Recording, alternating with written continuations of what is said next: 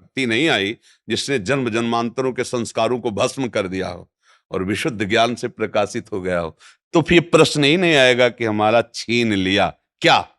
भ्रम, अज्ञान, मोह, पाप। भगवान क्या छीनते हैं? ये छीनते हैं। नहीं, लड़का छीन लिया तो भ्रम ही तो था, तो कि वो तुम्हारा पुत्र है। भगवान ही तो आए थे, तुम जान पाए क्या? तुम्हारे कर्म के भोग को देने के लिए उतने समय तक वो भगवान ही अंदर आए हुए थे पुत्र रूप में। तुम भ्रम से अपना मान लिया, इसे रो बैठ के, तुम्हें भ्रम रुलाएगा। नहीं, मेरा ऐश्वर्य छीन लिया, तो अनंत ब्रह्मांडों का ऐश्वर्य किसका है? भगवान का है। मुनीम बन के रहते तो ठीक से चल लेते, मालिक बन गए तो माया ने विध्वंस मचा दिया कि मायापति तो सिर्फ एक ही है, श्री हरि। तू मायापति कैसे बन सकता है? तो मेरा बेटा बेटा बन के रहता, मुनीम बन के रहता तो मालिक की संपत्ति। अगर मुनीम रहोगे तो घाटा मुनाफा में समान रहोगे।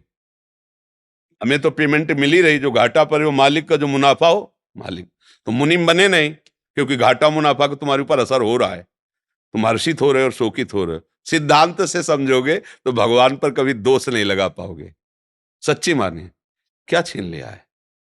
जब कुछ था ही नहीं मेरा, तो छीना क्या? कोरा अहंकार छीना है, हमारा अज्ञान छीना है, हमारा भ्रम छीना है। बात सत्य मान लीजिए।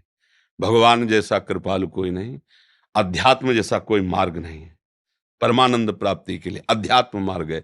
जब हम अध्यात्म मार्ग में चलते हैं तो इसमें एक गुप्त बात है कि अनंत जन्मों के पापों को भगवान भस्म कर देते हैं।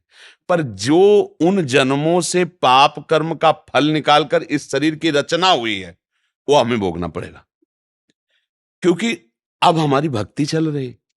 शरीर बनने के पहले जो हमारे कर्म थे, उनके अनुसार शरीर की पूरे जीवन का फल लिख दिया गया है।